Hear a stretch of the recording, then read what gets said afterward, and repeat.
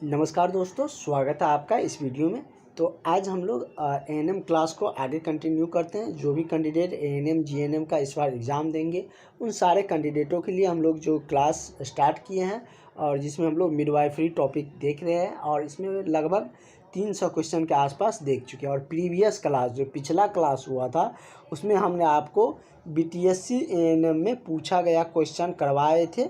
जो भी इसमें मतलब कि इस टॉपिक से जो भी क्वेश्चन था वो सारे क्वेश्चन हमने आपको करवाए थे। सारा क्वेश्चन आपको इस पीडीएफ से और जो भी हम क्लास आपको ले रहे हैं उन्हीं सब से मिल रहे हैं। जैसे कि हमने आपको कल सारा कुछ एक्सप्लेन करके बता भी रहे थे और आप लोग वहाँ पर देख भी सकते हैं कि कितना क्वेश्चन उसमें से मिले हैं आपके जो एग्ज़ाम हुआ था बीटीएससी वाला। और आपका जो एग्ज़ाम होंगे उसमें आपका 100% एग्ज़ाम में क्वेश्चन मिलेगा। तो आप लोग ज़रूर अपनी तैयारी में लग जाइए।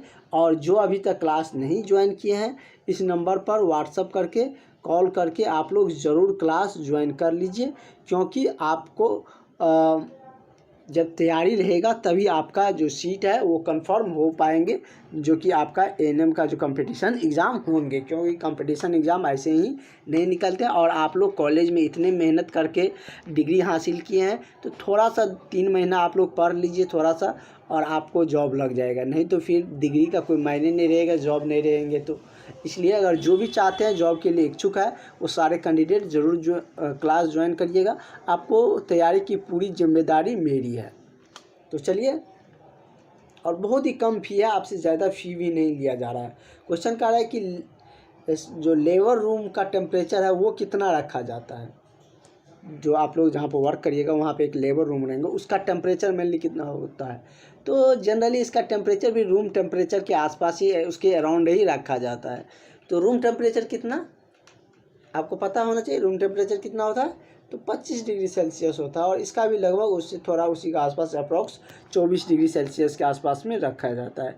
इसका करेक्ट आंसर आपका ऑप्शन नंबर बी हो जाएगा। वैसे रूम टेम्परेचर जैसे आप लोग नॉर्मली घर में रहते हैं, कहीं पर रहते हैं, तो वो रूम टेम्परेचर हो गया।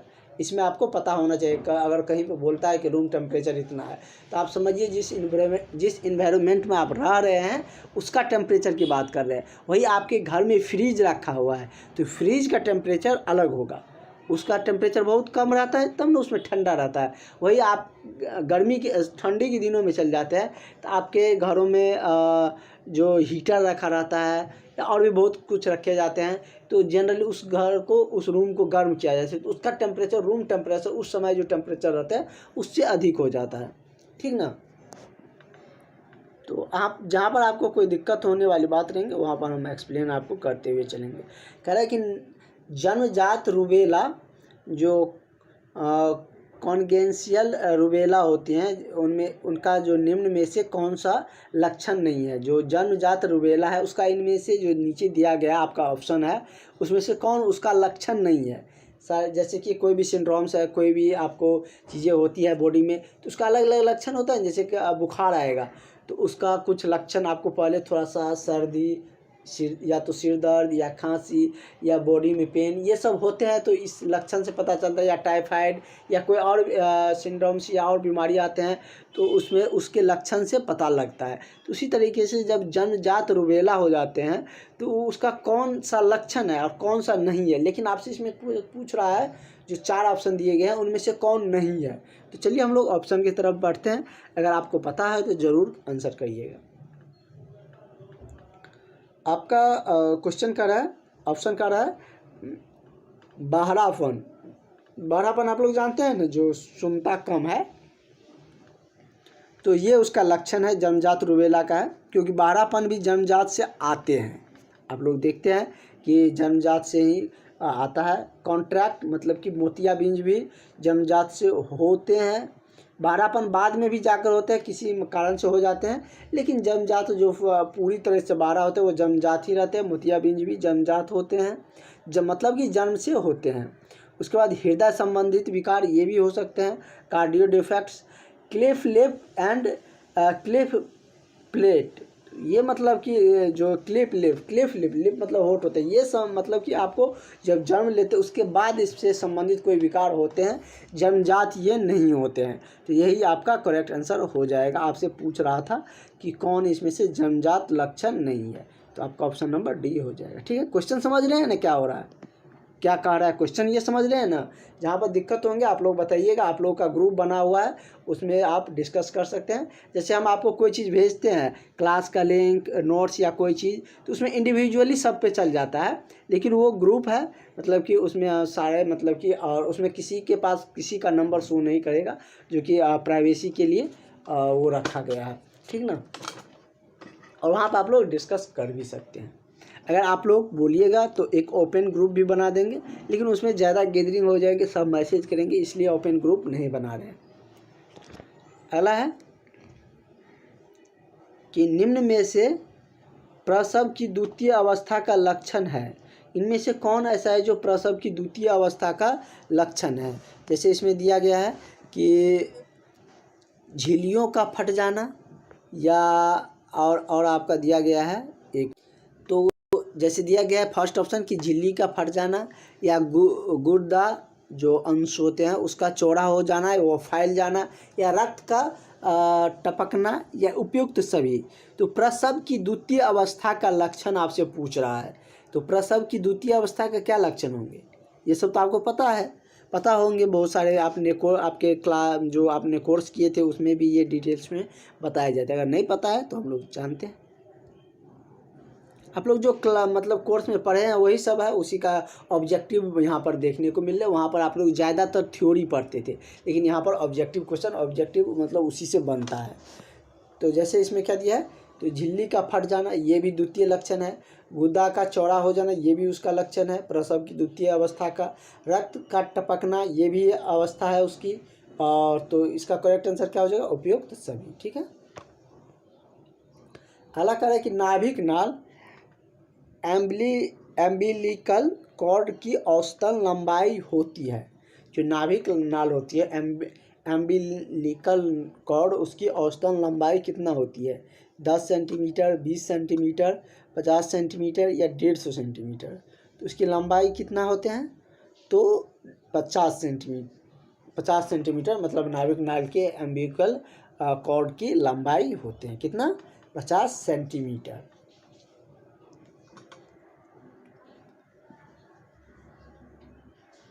और आप इसमें और वजीना की लंबाई में कंफ्यूज मत करिएगा, उसका लंबाई अलग होता है, इसका मतलब उसको इंच में मतलब कि मापा जाता है। अगला है कि गर्भवती महिला में सिर के डिस्केंट का पता लगाने के लिए कौन सी ग्रिप मतलब कौन सी ग्रिप काम में लिया जाता है।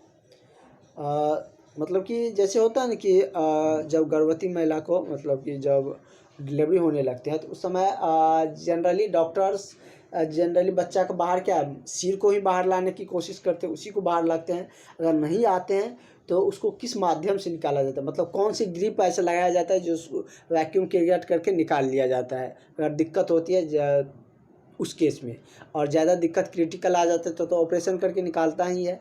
और जैसे कि आप लोग 3 इडियट मूवी देखे होंगे तो वहाँ पर उसका दिखाया भी गया है, जब वैक्यूम किलर को भी लगाकर मतलब कि निकाला था उसमें, लेकिन उसका एक अलग मतलब मशीन आता है, तो उससे मतलब उसका टेम्परेचर और प्रेशर कम रहता है, तो उसका मतलब ग्रिप बना, उसमें एक ग्रिप बना हुआ रहता है। वही कह रहा है कि आपका कि कौन सा ग्रिप उसमें काम आता है, फंडल या लैटरल या पेल्विक 1 या पेल्विक 2। तो कौन से ग्रिप उसमें काम आते वर्क में लिया जाता है, तो लैटरल लिया जाता है। क्या लिया जाता है, सॉरी पेल्विक आपका पेल्विक 2 लिया जाता है। पेल्विक 2 को इसमें मतलब कि ग्रिप को काम में लाया जाता है। अगला है कि लगभग, और आप लोगों के लिए और भी बड़ी बात है कि हम आपके लिए और भी इफेक्टिवली जो बीटीएससी का क्वेश्चन है और जो एएनएम का एग्ज़ाम हुए हैं 8853 वाले जो बिहार का एग्ज़ाम हुए थे, और भी बहुत सारे यूपी का एग्ज़ाम हुआ था, और भी जो एएनएम का एग्ज़ाम हुए थे, उन सारे क्वेश्चन को ऐड करके नया नोट्स तैयार किया जा रहा है और आप लोगों को वो नोट्स मिलने जा रहे हैं। तो आप लोग को क्या राय है कमेंट्स करिएगा, बताइएगा कि आपको वो नोट्स कितनी जल्दी चाहिए, कितनी रिक्वायरमेंट है, और उस तरीके से हम उतनी जल्दी आपको प्रोवाइड करेंगे। जो क्लास ज्वाइन किया है उसको भी, जो क्लास नहीं ज्वाइन किया है वो ज्वाइन करिएगा, उसको मिल जाएंगे। आपका एक भी क्वेश्चन नहीं आता रहे, इस तरीके से हम आपको तैयारी करवाएंगे कि आपके एग्ज़ाम में देने जाइए तो आपका सारा क्वेश्चन आते रहे। भले उसमें से कुछ क्वेश्चन आप मिस करिएगा, गलती करिएगा, कुछ मतलब याद नहीं आएगा, एग्ज़ाम में ऐसा होता है, लेकिन आपका मैक्सिमम क्वेश्चन आएंगे तो कुछ ही नहीं गलती होंगी, सिलेक्शन तो आपका हो जाएगा। उस तरीके से आपका तैयारी लगभग तैयार होते चलेंगे। जिस तरीके से हम लोग एक दिन में 50 क्वेश्चन देख रहे हैं, आप लोगों का आते आते बहुत अच्छा कलेक्शन हो जाएंगे। एक बार रिवाइज फिर से करवा देंगे, सारा कुछ आपको करवाया जाएगा, टेस्ट लिया जाएगा, सारा कुछ आपको प्रोवाइड किए जाएंगे। और जो आपका दोस्त रह गया उनसे भी क्लास ज्वाइन करने के लिए बोलिएगा, क्योंकि ज़्यादा स्टूडेंट रहेंगे तो हमें भी थोड़ा मोटिवेशन मिलेंगे। इतना वर्क कर रहे हैं तो हमें भी थोड़ा अच्छा लगेगा कि ज़्यादा स्टूडेंट रहेंगे, पढ़ाने में भी अच्छा लगेंगे। ठीक है, तो आप लोग का ये उत्तरदायित्व हम आपको सौंप रहे हैं, आप लोग थोड़ा सा ये ध्यान रखिएगा। आपके पास जो भी ग्रुप होंगे एएनएम का, जो भी आपका व्हाट्सएप ग्रुप होंगे, वहाँ पर क्लास वीडियो को ज़रूर शेयर करके एक बार क्लास ज्वाइन करने अपने फ्रेंड सबको भी कह दीजिएगा, जिससे कि उसे भी बेनिफिट मिले और वो जॉब ले सके। क्योंकि आप ही लोग के प्रचार से प्रचार होंगे। अगला है कि लगभग 25% जो मेटरनल डेथ है किस कारण से होते हैं। जो मैटरनल मतलब डेथ, जब गर्भ धारण करते हैं तो उसको मैटरनल डेथ कहते हैं, क्योंकि वो माँ बनने की अवस्था में चल जाते हैं। मैटरनल मतलब माँ के शब्द से रिलेटेड है। तो मैटरनल डेथ का क्या कारण है?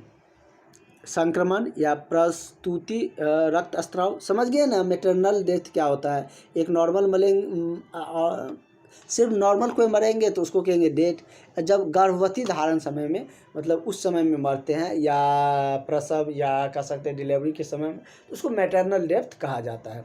ठीक ना। तो किस कारण से होते हैं? 25% जो कह रहा है उसका मेजर कारण क्या है?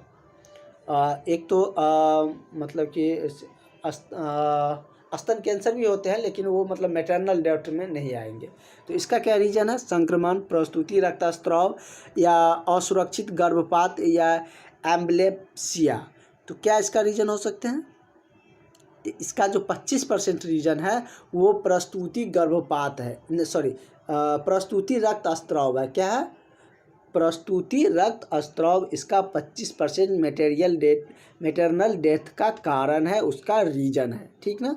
मैटरनल डेथ क्या होता है ये आपको पूरी सिंपल भाषा में समझा दी, कोई इसमें दिक्कत है नहीं। ठीक ना। अब आपको मैटरनल डेथ रहेंगे, कोई ऑप्शन नहीं याद रहेगा, फिर भी आप समझ सकते हैं कि किससे इसके मतलब कि होते हैं, क्योंकि चीज़ें पता रहते हैं तो उसको आप बता सकते हैं, क्योंकि डेली लाइफ की चीज़ें हैं, आप लोग जानते भी हैं। सारी चीज़ आपके आंखों के सामने होने वाली चीज़ें हैं, उसकी चीज़ बस आपको वो चीज़ें पता होनी चाहिए। टेक्निकल जो शब्द होते हैं, क्योंकि आपने टेक्निकल डिग्री लिया है, तो जो टेक्निकल पढ़ने जाते हैं वहाँ पर टेक्निकल वर्ड भी रहता है, तो वो सब आपको पता रहेगा तो आपको अपने आप क्वेश्चन बनेंगे। अगला है कि पीटोसिन को इंडक्शन के दौरान होने वाला खतरा क्या होता है? पीटोसिन में इंडक्शन के दौरान कौन से खतरा रहते हैं? बीपी बढ़ जाने का। बीपी कितना होता है? नॉर्मल जो इंसान रहता है, जो स्वस्थ इंसान है, वो आप कमेंट सेक्शन में आप लोग जिसको भी होंगे पता वो ज़रूर कमेंट करिएगा। बीपी का बढ़ जाना या संक्रमण या गर्भाशय का फट जाना या झिल्लियों का जल्दी फट जाना। तो क्या होता है? मतलब कि पीटोसिन में के इंडक्शन के दौरान होने वाला जो खतरा बना रहता है वो बना रहता है गर्भाशय के फट जाने का। क्या चीज़ का? पीटोसिन में के दौरान इंडक्शन में होने वाला जो खतरा है क्या? गर्भाशय का फट जाने का। ठीक ना। इसका करेक्ट आंसर आपका क्या हो जाएगा? ऑप्शन नंबर आपका सी हो जाएगा। अगला कह रहा है कि डिलीवरी के 24 घंटे बाद होने वाली ब्लीडिंग को पीपीएच माना जाता है।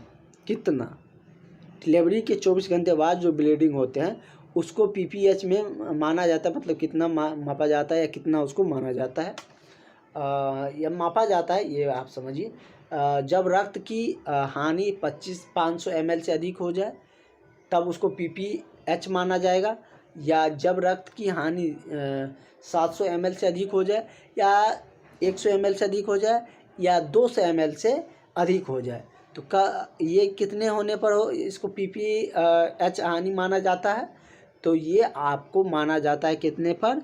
तो ये 500 ml से अधिक यदि रक्त की हानि या ब्लीडिंग हो जाती है डिलीवरी के 24 घंटे बाद तो उसको PPH माने जाते हैं। आप लोग बताइएगा PPH होता क्या है, नहीं तो हम आपको कल की क्लास में बताएंगे। कह रहा है कि कौन सी सबसे सामान्य तथा आदर्श पेल्विस है। पेल्विस आपको हमने बताए भी थे कि कहाँ पर होते हैं पेल्विस, इसके बारे में डिटेल्स में बता देते हैं क्या।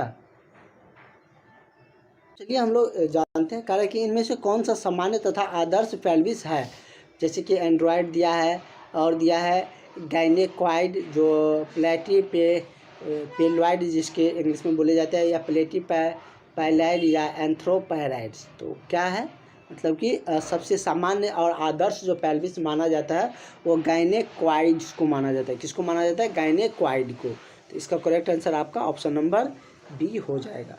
मतलब ये होते कहाँ, मतलब कि आपके जो चेस्ट वाले भाग होते हैं वहाँ पर ये मतलब कि पेट से ऊपर वाले जो मतलब कि होते हैं हिस्सा, वहाँ पर पेल्विस होते हैं। फिगर बोलिएगा तो हम नेक्स्ट क्लास में आपको दिखा देंगे, ट्राई करेंगे कि उस क्लास में पेल्विस की सारी डिटेल्स आपको फिगर के जरिए समझा सके। कह रहा है कि एक गर्भवती महिला द्वारा कितनी मात्रा में अतिरिक्त कैलोरी लेनी चाहिए। मतलब गर्भवती महिला को कितना कैलोरी अतिरिक्त देना चाहिए, कितना की ज़रूरत होती है, कितना की रिक्वायरमेंट होती है। तो ये क्वेश्चन हम लोग बहुत बार देख चुके हैं। तो या तो 2500 रहे या 2800 रहे या 3000 रहे।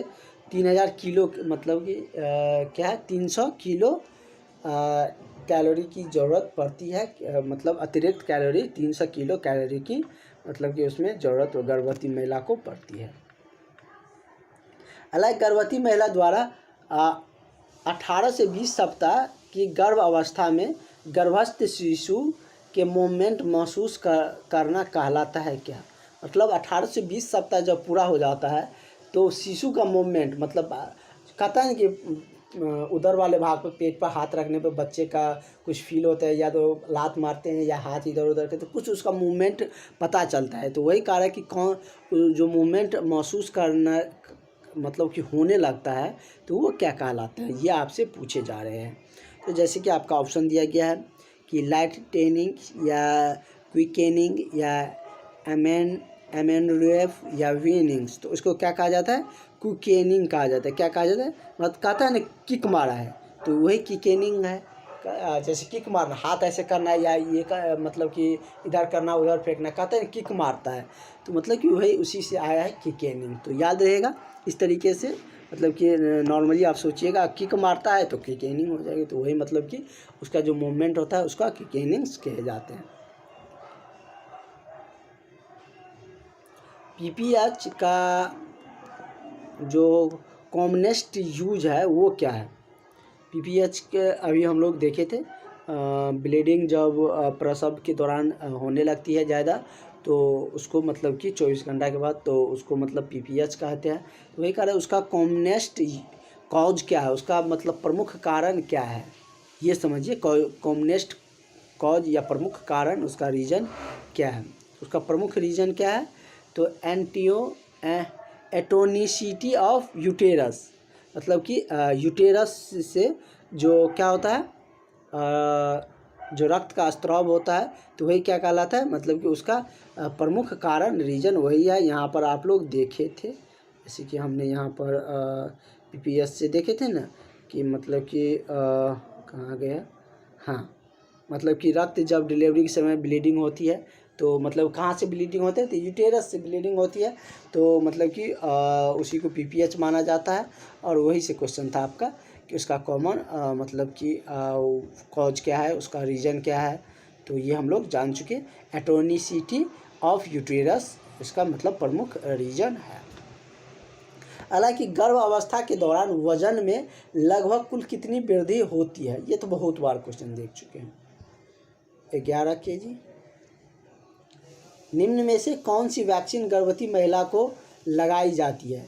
तो ये हम लोग देखे थे कि जैसे 3-4 को वैक्सीन दिया हुआ था और उसमें हमने आपको बताए थे कि जैसे मीजल्स है ये सब नहीं लगाया जाता। इससे पहले जो क्वेश्चन आए थे उसमें था कि कौन सा वैक्सीन नहीं लगाया जाता है, तो उसमें बहुत सारा मतलब कि वैक्सीन था जिसमें मीजल्स भी था, तो मीजल्स नहीं लगाया जाता। तो चलिए देखते हैं कौन कौन सा नहीं लगाया जाता। टेटनस हम लोग वहाँ पर देखे थे कि लगाया जाता था, BCG भी नहीं लगाया जाता था, टीपी जो DPT है वो भी नहीं लगाया जाता है, तो टेटनस का लगाया जाता था, तो ये सब नहीं लगाया जाता है।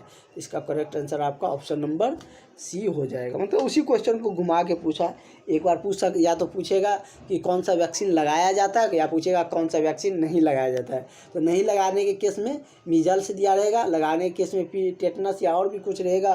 तो आप ये देखिए मीजल्स, BCG और DPT ये सब नहीं लगाया जाता है, ठीक ना। कह रहा है कि एक गर्भवती महिला को कम से कम कितनी एंटेनल विजिट करनी चाहिए। तो एंटेनल कितने बार, मतलब गर्भवती महिला को एंटेनल विजिट करना चाहिए, जाना चाहिए, सलाह लेनी चाहिए, तो कितने बार। तो इसका मतलब कि ये भी क्वेश्चन हम लोग आई थिंक देखे हुए थे। तो 3 बार उसमें उस समय भी हम लोग देखे थे ना, मतलब कि 3 बार मतलब कि सलाह लेनी चाहिए। 3 या तो आप 3 महीना का अंतराल कह लीजिए, 3-3 महीना के अंतराल पे, या जिस अनुसार सुविधा हो या जब दिक्कत हो उस अनुसार, मतलब मिनिमम 3 तो लेना ही चाहिए। जिसको क्रिटिकल है उसको मतलब ज़्यादा, जैसे एक पहले मतलब कि मतलब डिलीवरी के समय बच्चे का नुकसान हो गया या कोई मतलब ऐसा क्रिटिकल आ गया तो उसको ज़्यादा सलाह लेनी पड़ती है। नॉर्मली आपको 3 बार जो एटेनल्स जो विजिट है वो करनी चाहिए। अगला है कि जैसे आप भी रहिएगा तो आएगा ड्यूटी के समय में आप रहिएगा, अगर कोई पेशेंट आएगा तो उसको आप कितने बार यूटेलस विजिट का मतलब कि सलाह दीजिएगा, तो 3 टाइम्स बोलिएगा एंटेनल्स विजिट का। तो चलिए हम लोग आगे का क्वेश्चन देखते हैं।